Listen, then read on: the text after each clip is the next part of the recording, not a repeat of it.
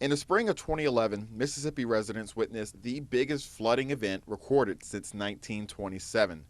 In Greenville, the mighty Mississippi crested at 65.4 feet as 2.7 million cubic feet of water flowed by every second. Today, work is underway to prepare the levee system for an even larger flooding event. Don't know if it happened this year or it's going to happen 1,000 years from now, but we want to make sure this levee is up to grade, so whenever that does happen, and hopefully it is 1,000 years from now, but whenever that does happen, we can safely pass that as well. This federally funded project has been in the planning stages since the mid-90s. It spans over 69 miles through East Sequina and Washington counties. For each mile the levee is expanded, it costs on average between $1 to $2 million. With so much money being used, planning is key.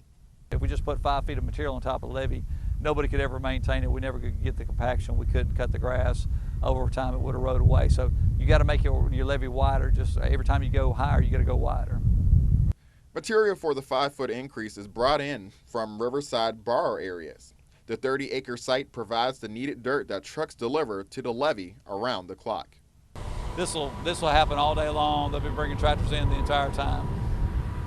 As long as the weather's pretty and doesn't rain, these guys will keep moving dirt. But even when the skies weren't gray, work on the levee was put on hold. The government sequester was a severe setback for expansion. As politicians went back and forth on Capitol Hill, trucks and workers were at a standstill. This project probably was delayed 2 years before it actually got started.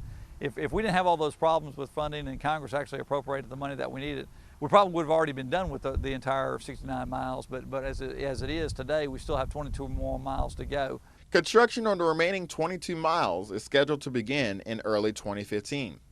As for the next big flood event, that's something the levee and the Delta has to wait for.